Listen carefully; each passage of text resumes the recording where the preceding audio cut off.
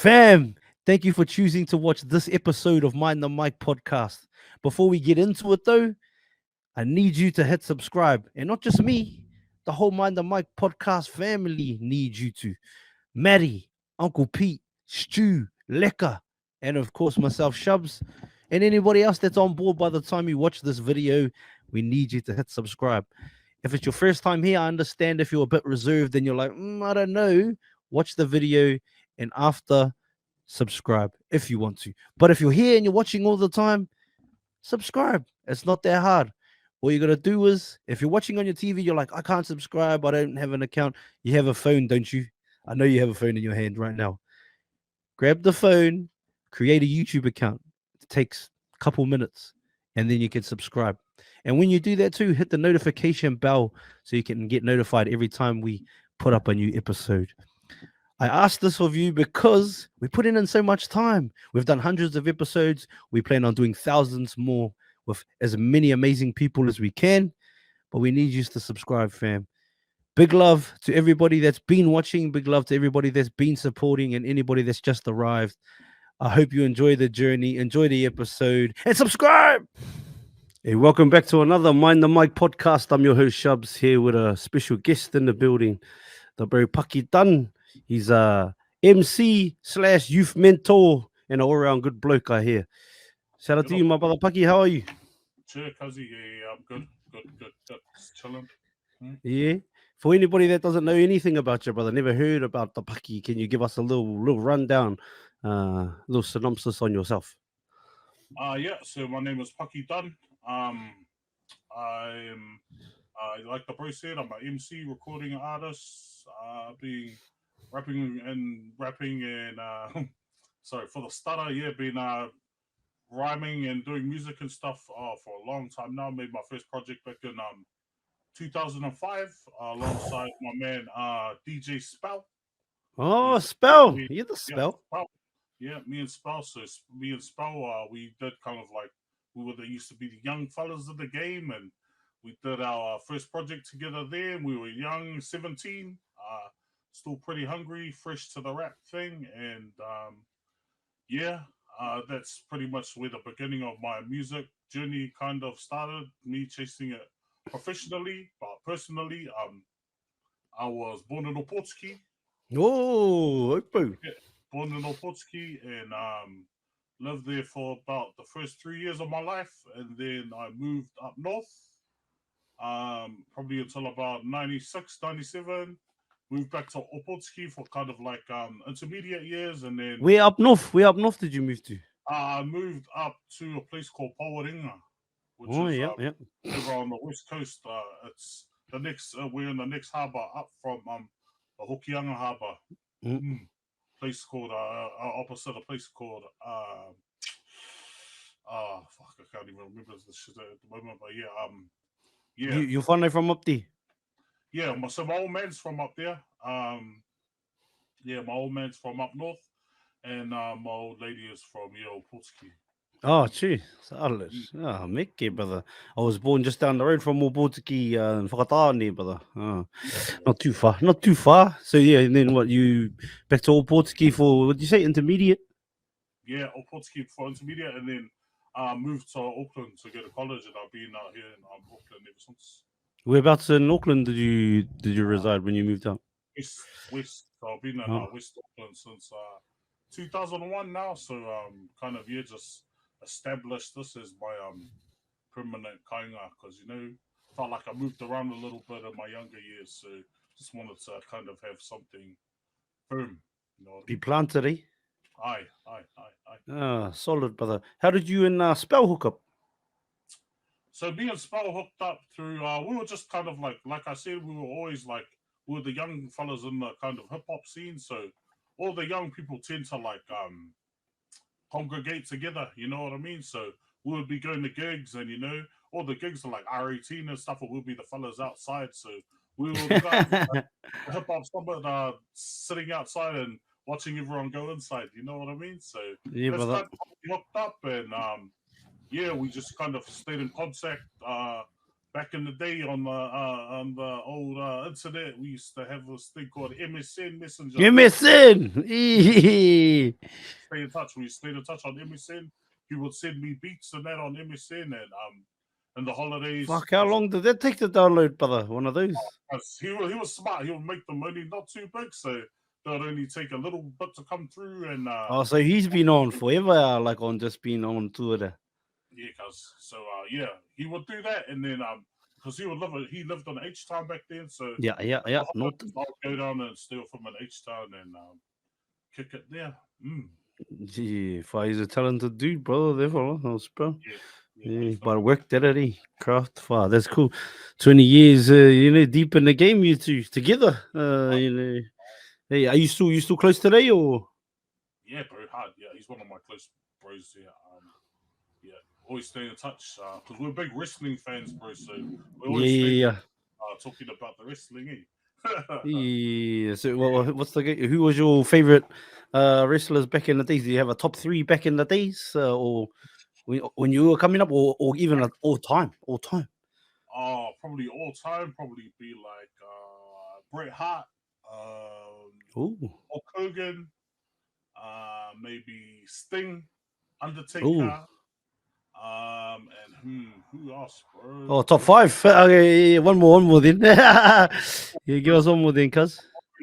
And maybe I can't even think of any like one other one. There's just so many good wrestlers. What do you think makes a good wrestler? For me, I'm just a fan of like. I always like the bigger dudes. You know what I mean? The dudes that was doing the power bombs and just clotheslining the shit out of everyone, bro. You know, always like you'll just come in and mow the other people down, So yeah, even I like Kevin Nash. I always like Kevin, big 60. Big 60, bro. Yeah, I always liked him, mate. Even him, Razor Ramon, Scott Hall. I was always a fan of them, bro. So yeah, nah. Wait, those WCW days were on too, yeah? You reckon? Did you reckon? That's when I was done with Potski, bro. Yeah. Bro, hard, all big on the WCW. Yeah, that's probably the last time I properly watched wrestling, brother, when it was like when you're a kid, but like WCW was on. Goldberg was trying to take on the world and take on the NW. Yeah, the Wolf Pack, that's it, brother. 100 WCW, cuz. Yeah, nah, solid. What about any older? Are you into any of the older stuff? Like 80s and 70s? Like so I came up like I was born in like the end of the 80s, so I kind of caught like the kind of early 90s stuff, Ultimate Warrior, Hulk Hogan, all that kind of stuff, like Legion of Doom, all those dudes, Earthquake, so many, bro, so many. Who's pumping now? Who's your favorite now of today's current active wrestlers? Bro, there's this fella on there who's an Australian fella. He's on WWE at the moment. This fella, his name is Bronson Reed. Have you seen him? Bronson Reed? Nah, I haven't seen wrestling for ages, but Bronson Reed, eh? He's a big boy. He's a Samoan boy from Australia. He's a big boy, and bro, he can go because he's big. Built, but he can fly, bro. So yeah. And there's a few other cats, bro. Yeah, wrestling is like it's a really good time to be a wrestling fan. It's really good at the moment, eh? Oh yeah. What when you say it's really good right now, what makes it good right now? Kind of like because you heard Vince McMahon's like not a part of it anymore. Oh, is he not? Why? What's that? What happened? Bro, it's a big story. Like some bad allegations came out against him. Oh, true. Like what are we talking? Like touchy. Oh, things like what? Touchy the boys or what? Nah. No, the aunties. Touchy, bro, and they tried to he has nothing to do with it anymore. They've tried to kind of like erase him from history, which is really sad because he kind of built the whole thing. But that's crazy. Yeah, so they're trying to like So what's the go? Yeah, so has anything ever been proven or? It's still in court at the moment. Well, that's the shit thing either way. Like I don't know. I doubt I've been speaking on this a little bit lately. Not the Vince McMahon situation, but about the court of public opinion now and like what people deem to be true. Whether it's true or not. Like I'm not saying that it's real or not, but it sucks too. Like I don't know if you've seen what happened with Jared Hayne. He just got acquitted from all of his stuff, and he spent quite a bit of time away, brother. But like, fuck, imagine doing time out for something that either you didn't do or was taken the was portrayed the wrong way. You know what I mean? And because of the court of public opinion, I don't know. I just think it's pretty shit here. Yeah, Like nah, if it is fake, if it is TT, brother. with the media nowadays, they're quick to blow everything up. So it's kind of Oh like yeah, you're guilty till proven innocent, which is really 100%, brother. really Yeah, sad. 100%. I don't even think it's just the media; it's everybody. Like everybody on social media, they all want to have an opinion. Like as amazing as it is that we can sort of control our own narratives these days, and we can, whether you're an artist and an athlete or whatever, you can have your own platform, or even just little podcasters like myself, where you can just say your own, speak your own mind. The distinct thing is that everyone has an opinion, and because everyone has an opinion, I think it also means that like a lot of shit gets taken out of context, and I when agree. you're and thing just goes all over the place. Cause bro, I had a video recently, and it was like all I said because the sis Asher Winnie is like episode 186 of the podcast. She is talking about how she's Māori and she's her paternal grandmother's Japanese, and then I just said all I said, cuz was. Yeah, I can see a bit of ching, sis. I can see a bit of ching, which to me, that ain't shit there. This is like I'm just describing, like, bro, I'm chingy ass when I laugh, cuz. What do you mean? And then, bro, people are like, oh, you're racist. I was like, bro, shut up, bro. Yeah, Cancel people and stuff these days. There's like yeah. pro PG, cuz.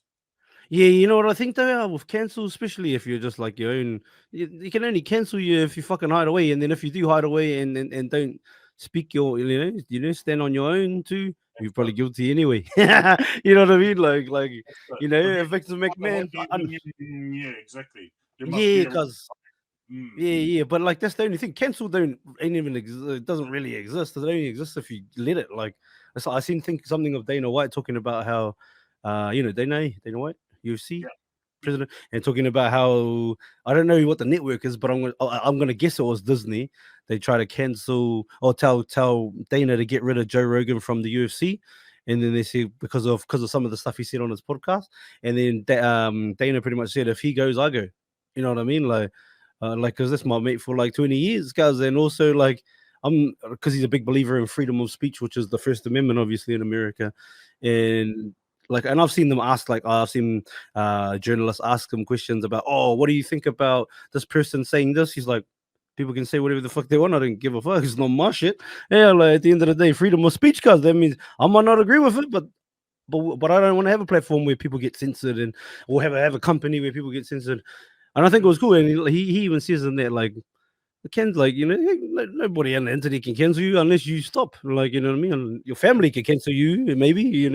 But even then, like, if you believe in what you're doing and you know what's right, and like and people have the wrong opinion of you, well, fuck, who cares, man? I'll put up a little video, just that little stuff, and bro, I don't think I'm gonna do that again. To be honest, I was like, just feeding that, where attention goes, energy flows. You know what I mean, cousin? I think me probably doing that, like, even though it was good to do it, I don't think I'll do that shit again, even if something else happens, like, unless it's major ass, because like, bruh, people are gonna suck anyway, because then all I'm here to do is try and share as many cool journeys, share as many cool conversations, share my thoughts, my opinions, and my squad's thoughts, my family, my family. Is all the people that are all, they let them share their thoughts, and build a little platform for them to share their whakaros, their ideas, and if people agree with it or they don't, well, such as life, cuz.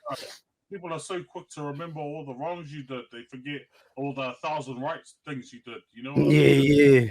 And I think people focus on, I think as much as that is true, I think also us as human beings innately, I think we tend to focus on the one person that talks shit instead of the 1,000 people that are saying, that are pumping you up. Like that one person determine, your journey or something like that. I seen, do you know $1 Million Worth of Game, their podcast? Yeah. I seen what Wallo saying that he's like, why, like this. Why are you gonna let 20 people tell you like you can't be successful and like stop you from connecting with 7 billion people out there? Like, don't let those 20 friends of yours, like, and even another thing is too, guys, when you're doing little journeys, and you probably maybe you've experienced that with your music, the people you think would like tautoko you, like, and when I say tautoko just a play or a like or a share, not even there, not even, but if you're gonna be great, you're gonna be greater. So, and then if you're gonna be great, you need more than just them around you to be that way. And when you're in the social media spaces, you need more than just the 20 people you know to be successful anyway. So if they don't share it out, who cares? Keep going, cuz keep putting it out. Good shit will hit.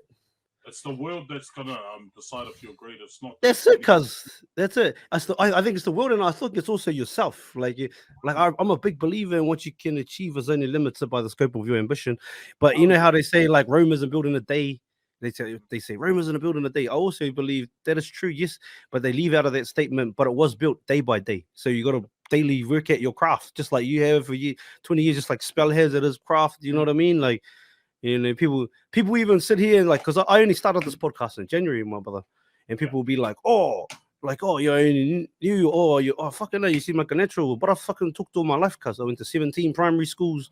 I lived all over New Zealand and Australia. I've traveled all over the world. Like, talking is what I do, cuz having conversations, listening to people tell me about their stories. So for me, I've been doing this all my life in a way.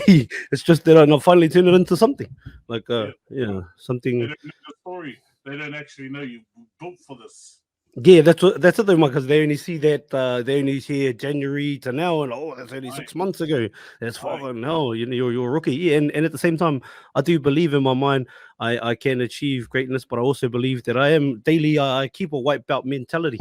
You know what I mean? So we're learning daily. But anyway, because that's enough about me. Back to the great Paki Dunn, my brother. Who was your influences as a I guess rapper coming up, or musical influences maybe outside of rapping? So music for me has always been around. My parents were the parents that when we were driving and stuff always had music playing. James. We go to the go with my dad to the pub. He's the fella. He's got the bag full of the tapes, so he's taking his bag full of tapes for the whole pub to play. And we just always had music around, and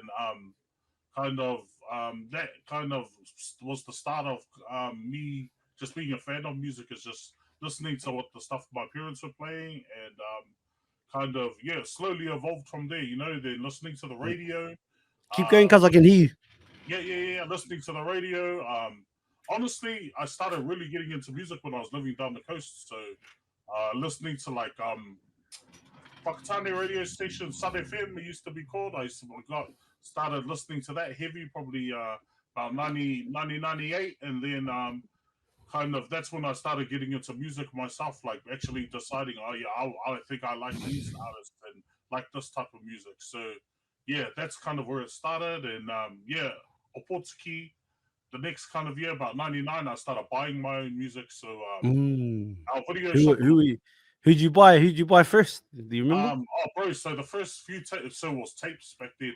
Yeah, of course. They had CDs, but CDs were more expensive, So yeah. on like my pocket money budget, I was only able to buy tapes. So Yeah. the hip hop tapes that I bought was like it was I remember it was Bone Thugs Resurrection. That was the name that came out then. And You get that paper. Yeah, that album, and then it was Chronic 2001, and Wait, did that Resurrection album sell like a crazy amount in New Zealand? Like, probably. yeah, I think I remember hearing something at the time. I could be wrong. I was a kid, but I remember hearing that like the New Zealand sold like the second most outside of America. I think like per capita or something like that in the world. Probably. I don't know if that's true. Someone can correct us. If not, oh yeah, I'm wrong. But if I am, yeah, fuck it. No, that's a cool fact I remembered. But yeah, I think so. Cause I wouldn't be surprised because like I swear New Zealand is some of the biggest like Bone Thug listeners in the world. Ever. You would know like coming like in rural areas because the only music they listen to is like Tupac, maybe Snoop Dogg, Bone Thugs, and Bob Marley, bro. Bone Thugs hard. Especially anything else is probably like some crazy shit like fucking heavy metal stuff. You know what I mean? Yeah. But especially if they grew up in like the 90s and that, brother. Definitely Bone Thugs, Pac and Bob Marley coming through the speaker. Yeah, I reckon. I was around that, but I was starting to form my own kind of likes. So I I bought that Bone Thugs album. I bought Eminem's first album. And Oh then yeah, yeah. Then I bought Dre Chronic 2001. And You then know, do you know that fella Demiza? the Muzza. I seen you did an interview with him. I've with him in hip hop. He's American, right? Yeah, brother. Yeah, he was voted by Yeah. sources like the fourth most powerful person in hip hop. He broke Eminem. He broke heaps of artists because he was the program director of Power 106, and then they had like 33 other radio stations throughout the country when radio Wow. was the powerhouse, and he was Wow. like the boss of it all, brother. So he Wow. broke heaps of artists. He put Snoop Dogg and Dr. Dre back together. But he's a cool dude too, brother. Like sort of like mentoring vibes too now, brother. Like even just after our potty, brother, just chickens and there, see how the brothers is going. Like, bro, he respects the hustle too of just trying to, because this will be like by the time it comes out, because 200 and something podcast, like maybe 240, 230 or something by the time I put it out. And fuck, what's how long has it been? Since January, yeah. Crazy, brother. So Killing it, cuz. Killing it. oh yeah, just yeah, making up for lost time, cause I think, but yeah, no, just I see him doing a lot of pumping up, talking to him and all these kinds of things. Yeah, he actually, I think he was the on. I think I know he's from his mouth. He said he was the one that made Mariah and hooked Mariah and Eminem up to you know how Eminem and Nick Cannon had that little bit of a back and forth, Yeah. and the bros Yeah. put it. Yeah. He reckons. I think I seen like you posted up a clip of him talking about that or something, and that's where Yeah. I seen that you had interviewed him, and I was like, actually, I think I remember seeing his name and like like album. They used to have like the album credits and all that. Yeah, you would have, brother. You would have. Bro.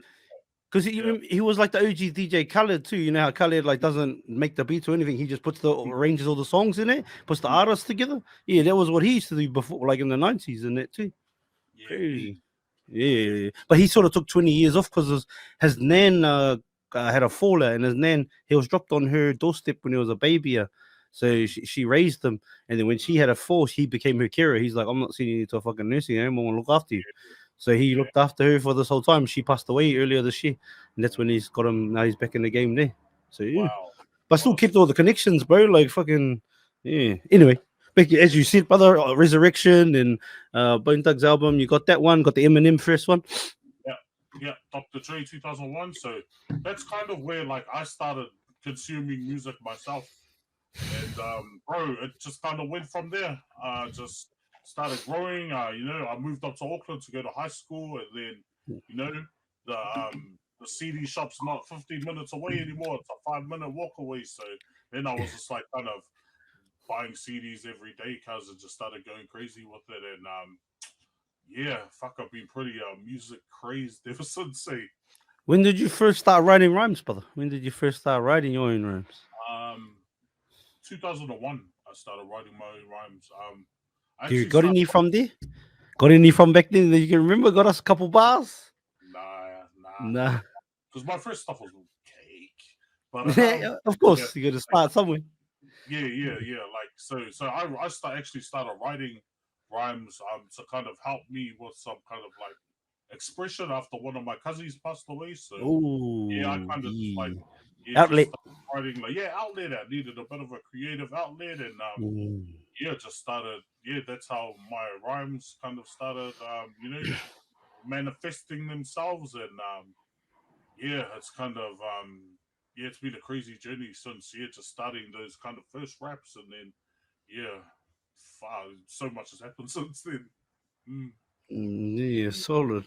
When did you say you go from writing rhymes back then? When do you start to like go to these hip hop shows or like start to show people? Do you remember the moment you showed people that you wrote your own rhymes or maybe freestyled or something for people? Yeah.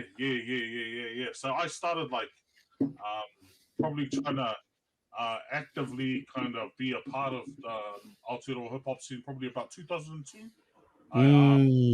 Like so that was kind of like where it was just starting to kind of starting to pop off. The first kind of group that I was really interested in was Decepticons. Oh, Decons. Yeah, Decepticons. Yeah. So they released their album in 2001 and 2002 actually. My bad. Yeah, 2002. And then I bought that, and I was a real big fan of that. And then I heard that there was freestyle battles happening in New Zealand as well.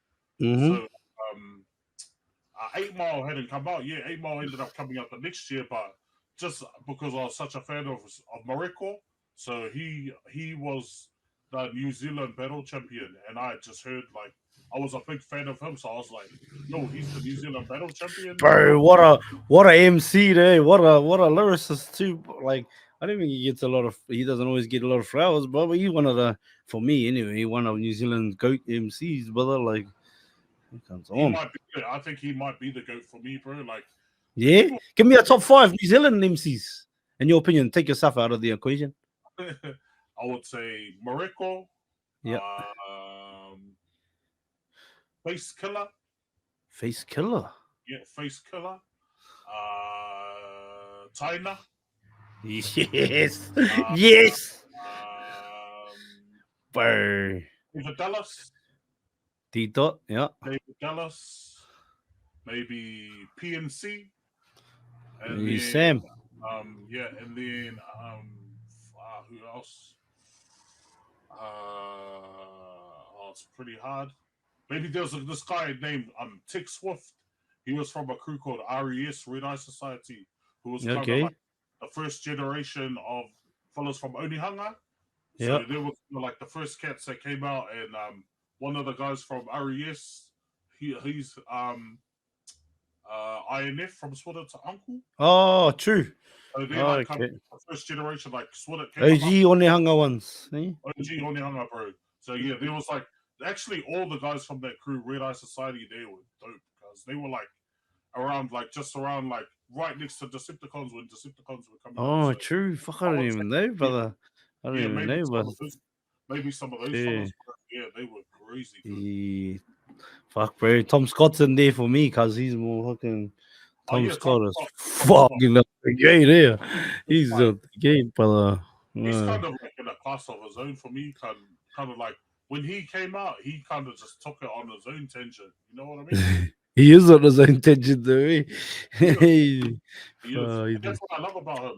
He was just came out and was himself, and he's just kind of, stayed true to himself and his story. The story's never changed. You know what I mean? So that's what I've always admired about Tom, bro. yeah, bro.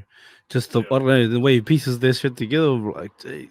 It does, and it sounds so cruisy too, eh, brother? Like it sounds like just the bass, just like it's just falling out there, like, but it's just, I don't know. Fuck. But that's why I love him, because he makes it sound like you're Yeah, right next from watching it, bro. All the stuff yeah, 100, is so easy to listen to, and that's a gift. 100, Can't even brother. deny that shit. Yeah. When these battle reps came out, brother, when you realized then when you started listening to decons, is Yeah. that when you started like showing people, showing people you could rhyme too? So kind of like so I'll say this. This is kind of like the timeline where I really got into it. Yep, They used to have this thing in Auckland every year called the Hip Hop Summit. Yeah. So yep. I went to the 2002 Hip Hop Summit, and that was kind of like my first time me going out and being a part of the hip hop community. Yeah. Okay, first, So yeah. after that Hip Hop Summit weekend, they would say, "Oh, there's the next freestyle battles is next week."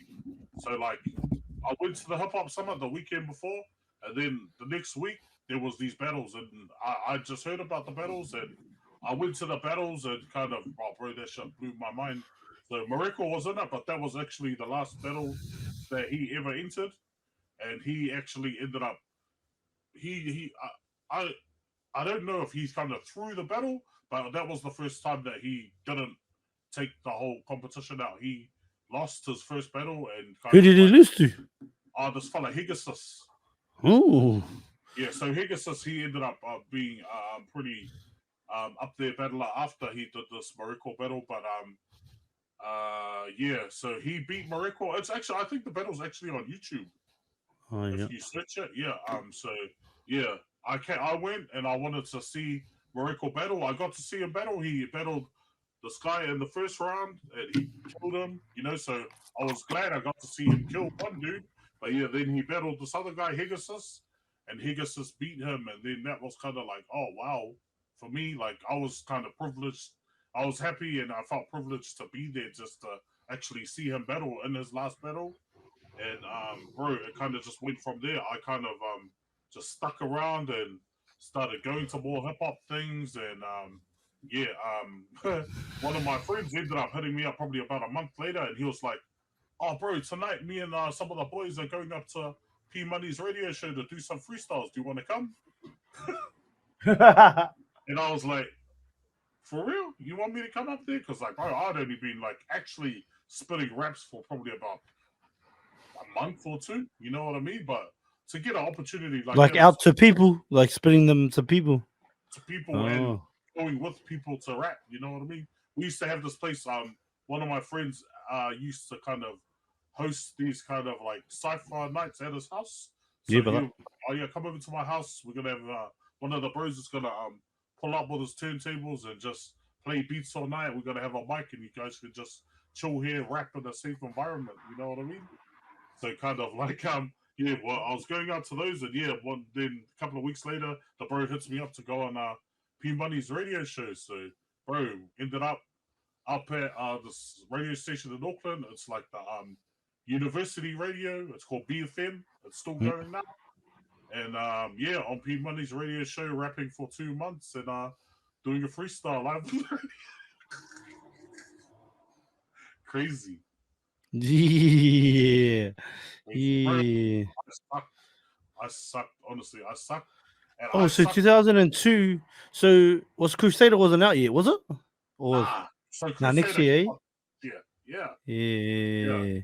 No, But Scrap 2001, though, that was out for the way. But was that fucking when that Crusader hit there? Oh, holy Rick. I've got a kind of crazy story about Scribe, bro. Like, Okay, let's I go. told you that I went to the Hip Hop Summit in 2002. That was the first one I went to kind of like start engaging with the culture.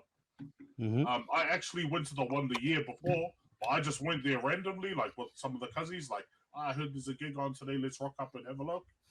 And me and my cousins rocked up, and yeah, Scribe just happened to be on stage, and he was doing his last song of the set. And Yep. he was like, I remember he was doing he was like doing a bit of a corridor before he performed his last song, and he was like, I've been at my nan passed away last week, and I've been at her tangi all week, and I just want to come out today and dedicate the song to her. And the song's called Sunshine, and it was raining while he was doing this on stage, cuz. And I swear, he said, "Yeah, I'm gonna start. I'm gonna do the song for her." And the song's called Sunshine, because as soon as the beat dropped, bro, it stopped raining, and the sun came out and started shining on Scribe while he's doing the song for his man. Fucking I no. was, what is this? And so when is this again? When does this happen? This was the year before. This was in 2001. Oh, so this So, is 2001. This was 2001. So he performed Scribe 2001 as the song. Like, I remember seeing him doing it like just when we were rocking up. But after he did Scribe 2001, this was the last song he did. This one that he wanted to dedicate to his nan that had just passed. And yeah, it was a song called Sunshine. It was raining.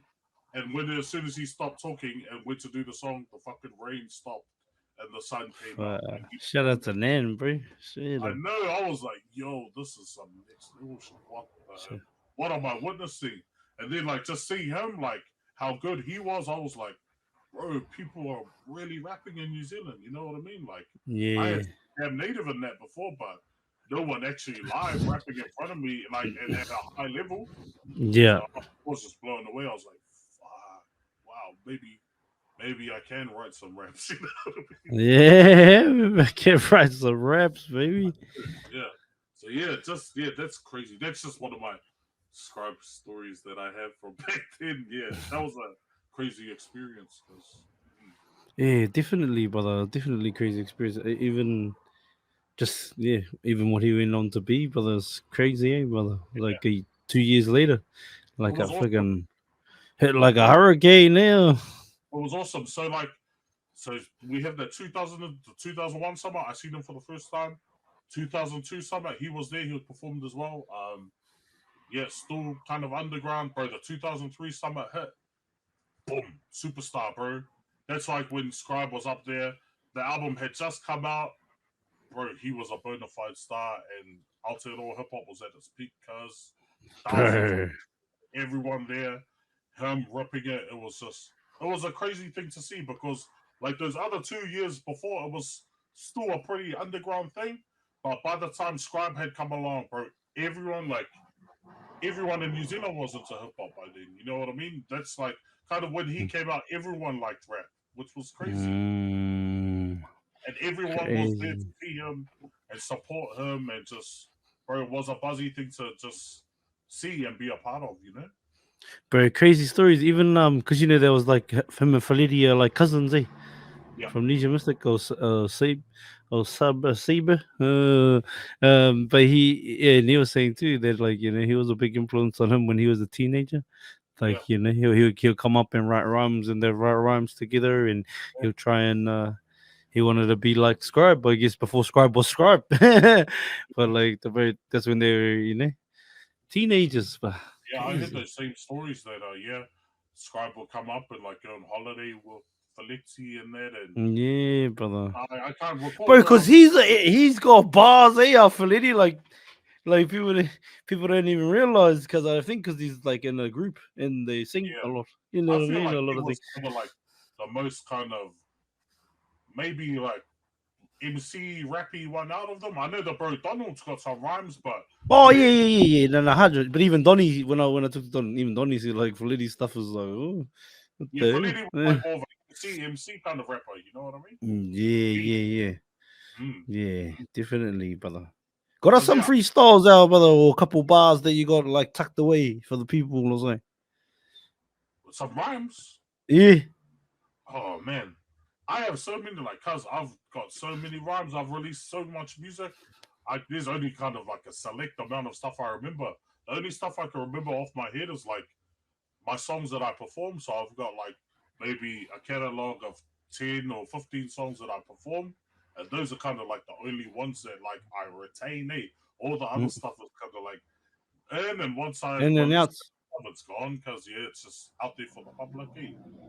Ah, solid. Yeah, because I'll say like I'll give kind of a rundown on like my music career. Like so Yep, that's good. as an artist in the last 10 years or like in 2013 I released my debut album. It was called D Day. But in that same year I ended up releasing 5 albums. So I released Five some albums on top or 5 albums all up? or 5 albums in that whole year. Far out, sir. Yeah, so I released this one. I started off at the end of 2012 with an EP called Five Star P. Then I released my album D Day, kind of like we released it on Waitangi Day in Mm. 2013. And then the next month I dropped another one called Western Leader. And then probably about July 2013 I dropped another full length album called Punishing the Game. And on my birthday in 2013, I dropped another project called Raw Footage.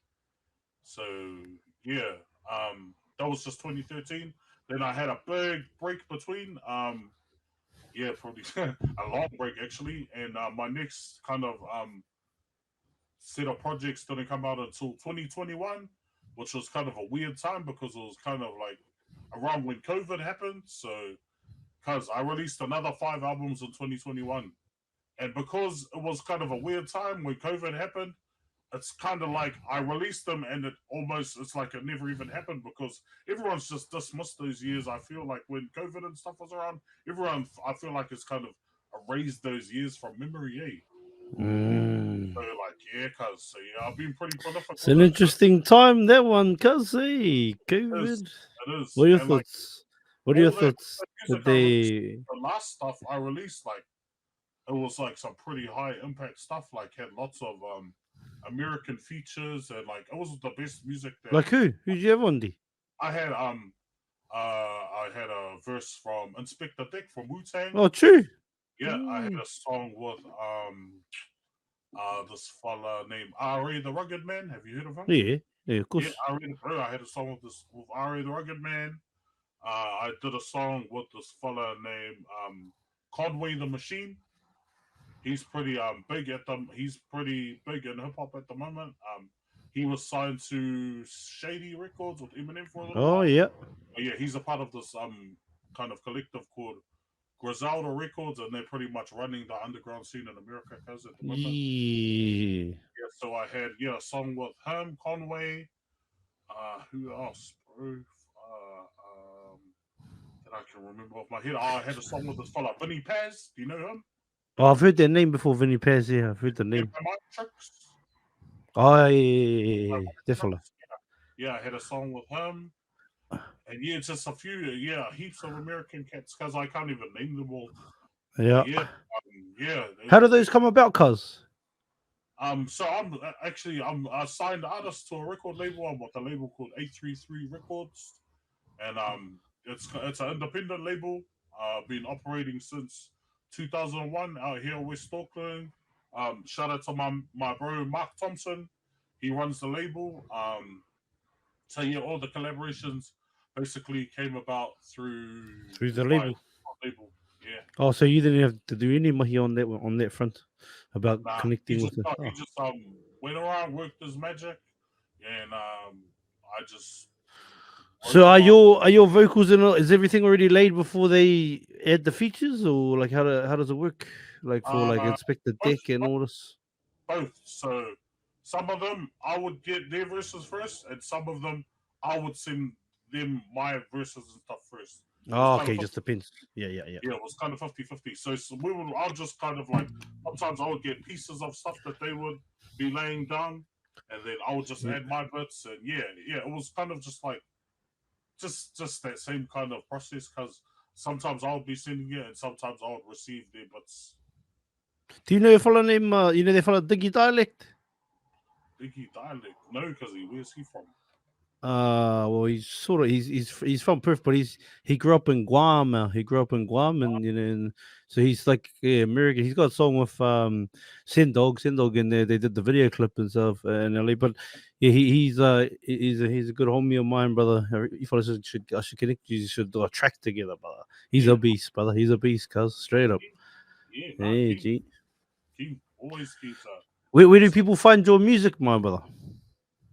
So the only place to find all my music is on Apple Music. It was all on Apple Music. Spotify. It was all on Spotify, but we took it off Spotify. Shit, reduce. Spotify just doesn't pay enough because for like views Streams in it. Yeah. So it's not, none of my music's on Spotify. But it's all on Apple Music. All of those albums and stuff I released. So the two 2013 albums are under my old artist name, Pucks the General, PAZZTHA General. So if you search that up on Apple Music, all those albums will come up. And then my last 5 albums I released in 2021. I just released them as Paki Dunn. So you can search for Paki Dunn on Apple Music, and all the latest stuff will come up. When do you think Paki will be done? Never.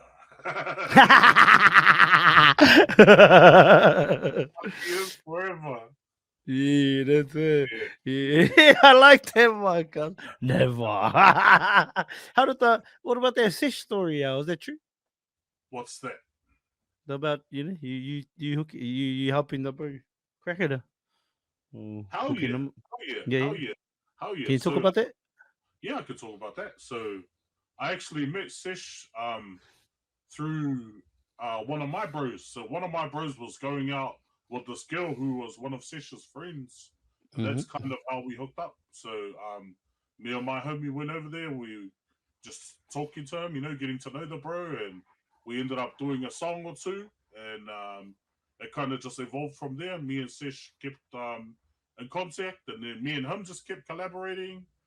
And bro, once I saw like how hard he was going, because I was always kind of like on my own solo kind of buzz, trying to do the music thing. I would just take him everywhere that I would go. Cause so if I had a radio interview, I'll be like, yo, I got my homie over here. He's got an album and stuff. I'm gonna bring him with me, and I'm let him talk about his shit too, because he's he's doing it as well. And I just remember taking him to the radio and putting him on shows and stuff with me, and then he started kind of like making his own connections and stuff, which was dope. And he kind of like one of the next times we hooked up, he just said, "Oh yeah, I got a message today from Kirk Harding, who was the guy who was running Move the Crowd Records, who Bro, he's pretty deep in the game, Kirk. Eh? but he's kind of like he was the plug for us back then. He's still in America. I A don't lot of know if those he, American connections, eh? Like the it wasn't like the Acorn thing with yeah, Don Reed and all those connections all through him. yeah. So he's like he's from Māori, right?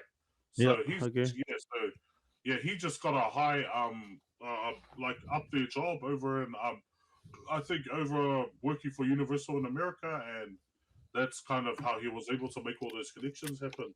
Akon and But that, and we're all kind of signed to a label that I think he was a part of over there. This label mm, called SRC, which was kind of under Universal Records, and yeah, that's how I heard that he was doing a lot of the collaboration connections and stuff there. But yeah, like I was saying about Sish, yeah, one of the next times I ended up hooking up with Sish, he was like, Kirk Harding messaged me today after I sent him my album and asked if I wanted to sign with him, and pretty much, bro, he's been dirty Sish since then, brother. yeah. Yeah, Oh. but yeah, COVID popped this little following of some more too. I think around that time, big coming out time. with some of those COVID corridors. He's always been that person, though, brother. He's always been a very outspoken person. So I think he really found his lane doing that stuff. Like, Yeah, I because loved it. I he's loved it. always been a bit of a he knows how to corridor, So Yeah. I feel like he Well, found comes the from good stock, eh, brother? oh that's right, bro. He found the he found a good lane for himself, and he's just bro, he's killing it at the moment. So like I've always been just a fan from afar, just always like Mm. in the bros corner, because a lot of people have had lots of stuff to say about him, especially because of his dad. So at the Yeah. end of the day, it's not really about what people say. If they don't know the person, then Yeah, you know him, Marcus. You know what I mean? That's yeah, the little homie. Yeah. exactly, Yeah. bro. Good Yeah, on you, yeah, brother. Good on you for, because I think a lot of people, like we said before, people can get swayed by the court of public opinion and like turn on their own, brother. But unless unless you fucking hung out with the dudes or whatever, if you know them, brother, you know what they're about. yeah, That should yeah. be enough for you. I've never been one to be swayed by like talk Mm. about people. I always wanted Same. to I wanna hear it from the horse's mouth, or I wanna see what this person's about for myself. Total, my brother. Mm, 100. mm. Who would be your top three collabs if you could have that you haven't done so far? My number one will probably be I love to work with DJ Premier. Oh, Primo. Yeah, Primo. Primo, he's my number one, bro. That's my number one collab. If I could ever Yeah. do a collab or ever do a song with him, Yeah. I'd quit Hey, after hey, that. Mizza might be able to hook that up, brother. He will know. Oh, We'll bro, see what we can. Well, I'll ask the bro. I'll do what I can, cuz to talk to people. yes. Um, Yeah, Premiere, probably this other fella, Alchemist. yeah, He's a Alchemist, yeah. he's a Yeah. music producer, probably Yeah, he's the probably one that him and Eminem did that one on Tim Westwood, and Eminem did that him and Eminem and I think Royston did did those bars on Westwood like years ago. That was and Alchemist was that's him made he's that Eminem. Alchemist.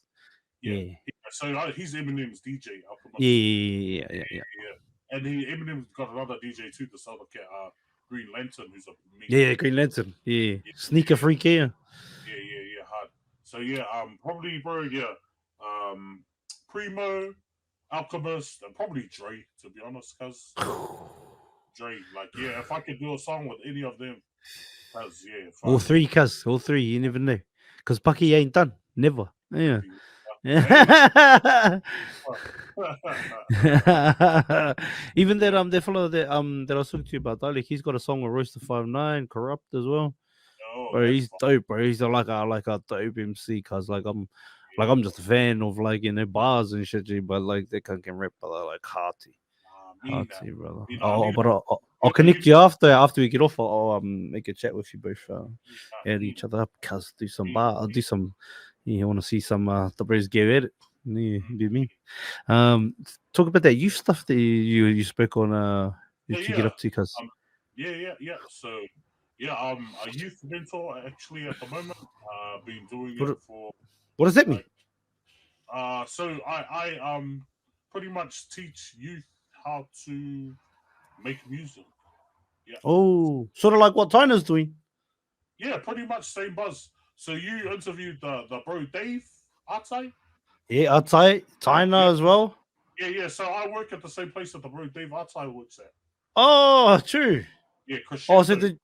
did you know that interviewed the birthday? Like, how did that happen? Like before we teed this up, or did you talk to him? Like, Nah. He didn't tell me. Nah, I seen it. I seen it oh yeah. on Instagram, and then like I watched his interview just for like reference to see how you do. You know what I mean? So Yeah. he actually did his interview at our job, which was pretty cracked up. Oh, Yeah. true. Yeah. He did So, say he was at work, brother. That's right. yeah. Oh, So well, you know, it's a funny thing that out of that interview that got fucking that I missed that at the end because you know how he doesn't have socials, brother. So I connected with him through Felitti. Felitti's like sent me his email, told me email him, and then I was like emailed him, and then at the end I was like, yeah, you know, follow the bro on. Oh, you can't follow him anyway. He's like, follow me at email, follow me at email. I had already ended the recording. That's Yeah. like, he doesn't Well, have those socials, which was funny. yeah, But I yeah, also pretty trippy, yeah, especially in this day and age. Like everybody has something. Yeah, not even yeah, crazy, but cool. yeah. But a genius himself, brother. All right. Oh yeah, nah, it's a privilege to work alongside him because he Yeah. definitely he knows some stuff. So yeah, So anytime I'm around him, I'm just soaking it in there. You know, like I've been doing yeah, this for a minute, but he's been doing it for longer than me. So you know, like yeah, I just sit and pay attention anytime he talks. Cause yeah. On. So what you're saying? So your mahi is in and around your youth mahi? Is it around that stuff too with music? So the bro Dave, he was kind of doing what I'm doing now when I first joined up with the place. But Yep. yeah, I've kind of moved into a mentorship space over the last kind of maybe year and a half. So yeah, I'm just mentoring at our spot over in Avondale, West Auckland. Yeah, just helping rangatahi kind of navigate their way through starting in their music journeys and also at a more intermediate level as well. So yeah, Oh, we have a solid. couple of courses that we run. So yeah, we've got a beginners course and we've got a little bit like a kind of after you do the beginner course, we've got another one which kind of is a little bit for people with more experience. So yeah, I teach both of them, and also I've got a course that I run there myself, which is just based around hip hop and R&B. Mm. Fuck, that's cool, brother. Have you always had a passion for youth? It's because, to be honest, this is kind of I never ever thought I'd be doing this, but the thing about it for me is I just get to share what I love, you know, like Mm. firsthand experience that and knowledge that I've just learned from being in the hip hop game, and you know, I guess yeah, all the things that I've seen and all the places I've been and all the experiences I've had. I get to share them with these rangatahi that are interested in the same things as me.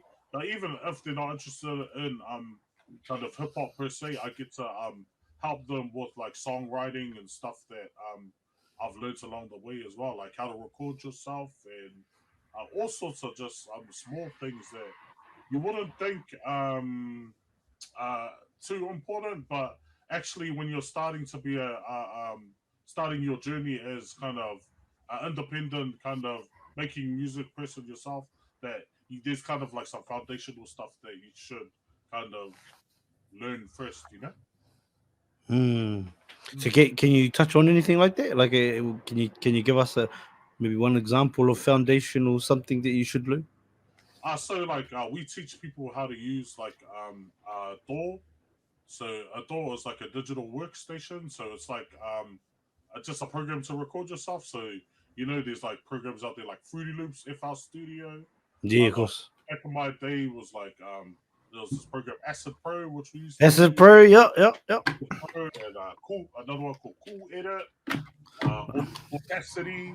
Those are kind of the Yeah. old back in my day.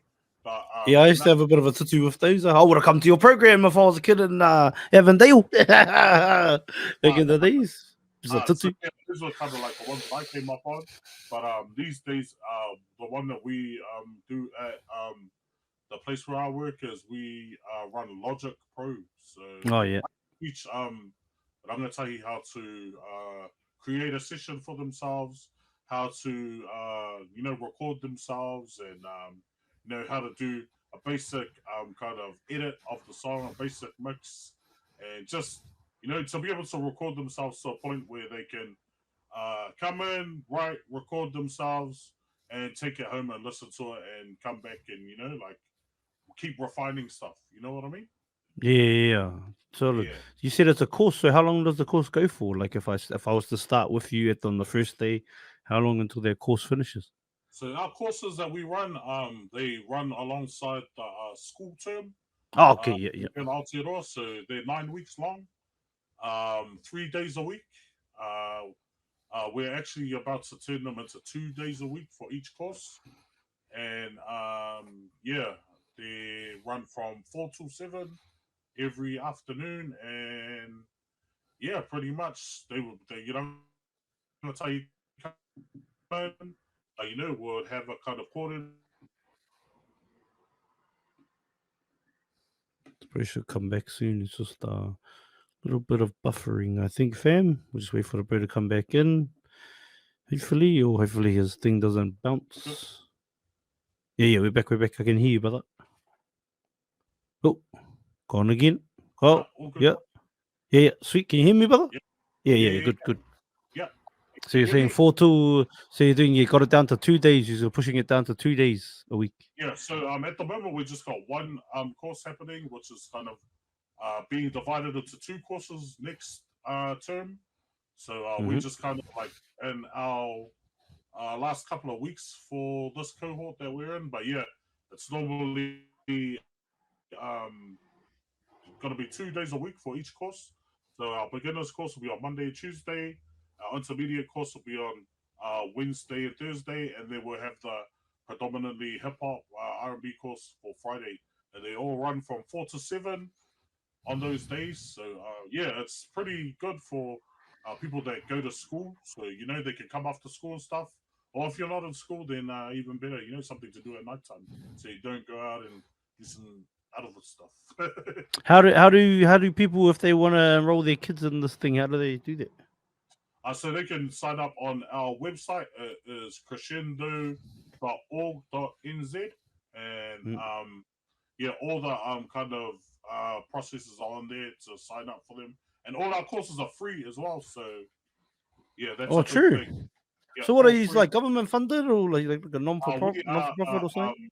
We are a charitable trust. Oh yeah, solid. Yeah, mean. Yeah.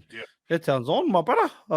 Too much, Yeah. So too much yeah. helping the rangatahi out there. Yeah, hard. Yeah. So it feels good to be able to share the knowledge and stuff that I've learned over the years with Put it to you, say. Yeah, hard. And with like up and comers. What is the knowledge if I'm just retaining it and keeping it for myself? Knowledge is to be shared. 100. Hey, Aye. what's the good of holding knowledge there and you can't like share that knowledge with other people? Yeah, I like that. Hey, Biggs. They follow Biggs. Biggs, the Australian one. Yeah. From the also, yeah. They follow. Yeah, he's fun. Yeah, I haven't but I'm a fan. Yeah, if you could ask him a question, he's up next. If you could ask him a question, what question would you want to ask the bro? What would I ask him? Who is his favorite Samoan hip hop artist? Oh, Samoan specific. I like it, my brother. Samoan hip hop artist. And there's lots of Samoan hip hop. Heaps of usos, man. There's lots of different types too, because you got cats like King Kapisi and Field Star, and then you got like all these American dudes doing it. Then you got cats like and then Mareko, and there's just so many cuz, you know what I mean? So, yeah, Scribe. David Dallas. Bro, so many cuz. Yeah, Yeah, exactly. you're right. Well, fucking even like the 1-4 brothers and all those cousins there, you know. They are killing it. They are Bro, slaying it there too much. Yeah, that shit is too much. inspirational. Like when I see them, I'm like, bro, they've really created an industry down here which kind of hasn't existed since those scribe days. So Yeah, much love. like literally, yeah. Like they like if you think about what Scribe was or is to New Zealand hip hop and the impact that his, you know, their music and him and P Money together, what they did at that time, and even all the other artists around them, because obviously, you know, iron sharpens iron. Yeah, you know, and as well. Talk about Rex and all the rest of them.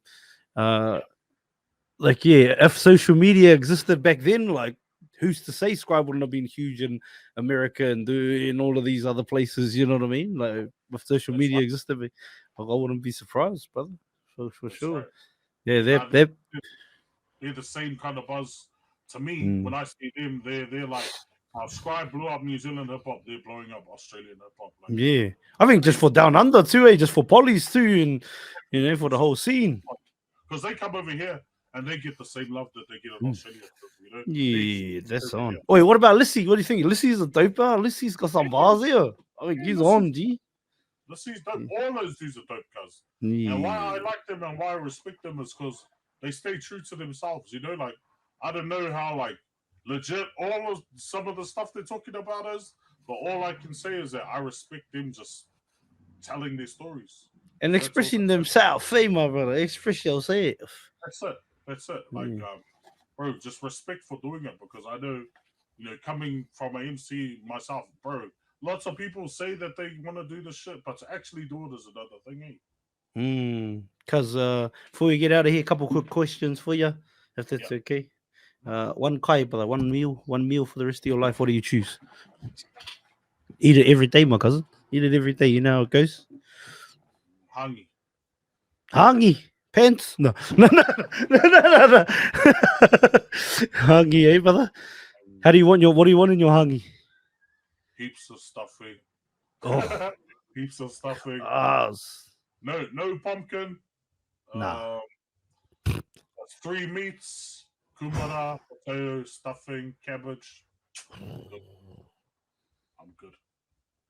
Is that it? Do you chuck it in bread or you just straight in your mouth? Yeah, and some bread. It's a real butter here, And surely. some, yeah, bro. Yeah, cousin. Yes.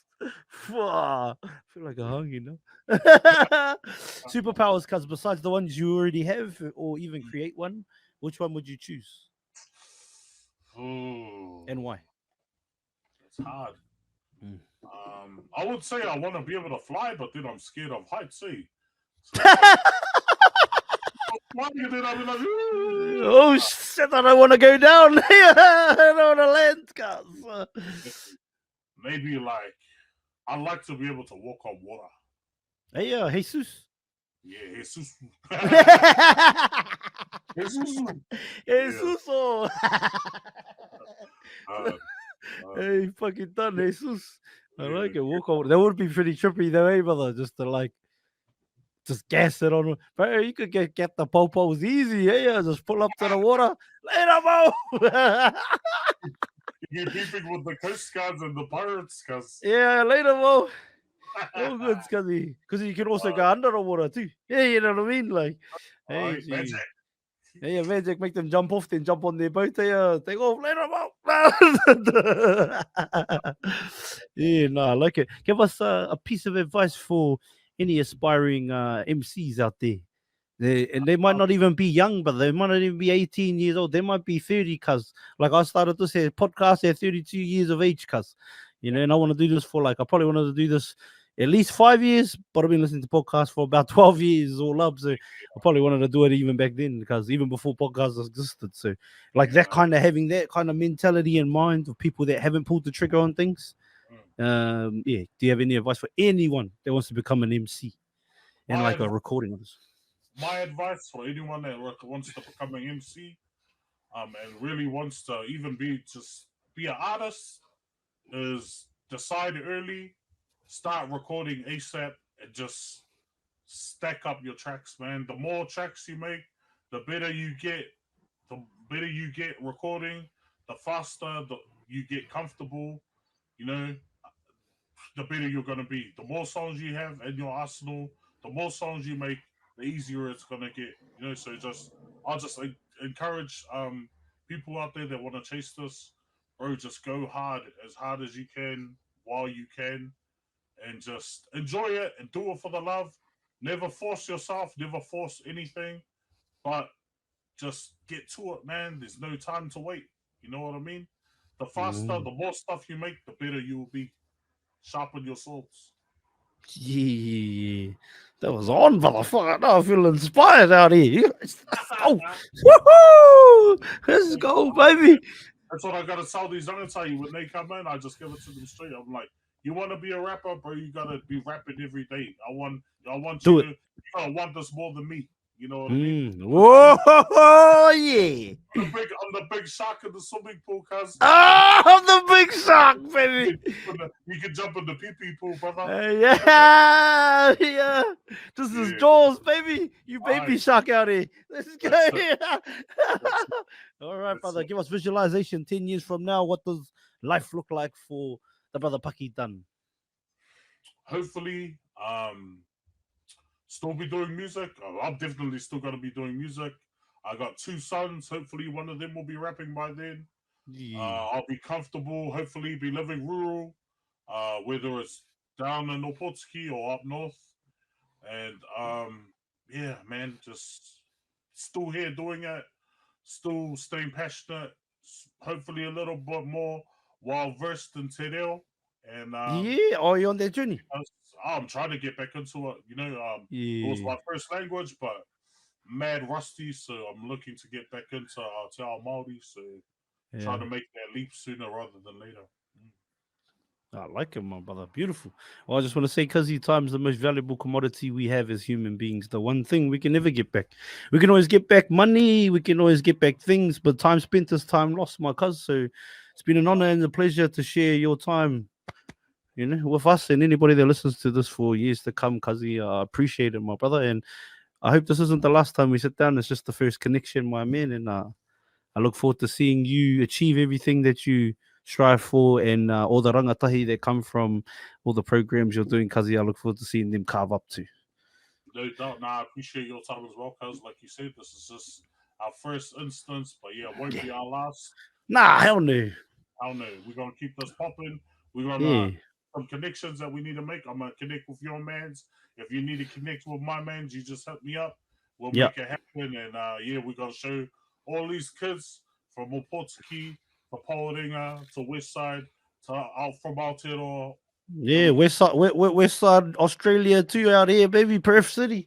Yeah, we show them all over the place, all over the world that we can be great, bro. We can do what we want. Even though we're Māori, even though people say that we ain't nothing, they ain't nothing. We everything, baby.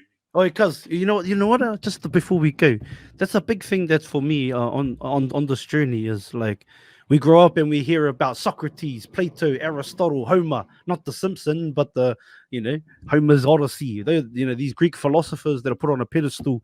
At the same time as those fellows couldn't before they could even read and write the Greeks. Our people, the Pacifica people, Māori, Samoan, Tongan, our people were traversing the oceans using the stars, cuz we got some cool stories to tell too. And, we just need some people to tell them. So that's a big passion of mine too, cuz is to tell it to the world. Because why not? Brother, I'm passionate about being a Māori. 100 to the death, cuz that's all I am, even though I'm here in Australia. Yeah, even though I've eaten kangaroo before and a few crocodiles, I'm still bloody Māori to the core, my brother. He tangata Māori, brother. He Māori, I always. Thank you so much for watching this full episode of Mind the Mic. It takes a lot of time, energy, and effort to create these episodes. So to know that you've watched and listened to the entire thing means the world to myself and all our hosts. If you could, before you leave, please hit the subscribe button and share this episode out to as many people as possible. It would help us so much. Thank you again to everybody that's still here, still watching. Thank you for all your comments, all your shares, all the DMs. Appreciate you all. Make sure you follow us on every platform. Have an awesome morning. Have an awesome night, depending on where you are in the world. Mind the mic out. Oi, have you hit the link in bio yet? Watch full episodes on YouTube or listen on Spotify, Apple Podcasts, and all streaming platforms.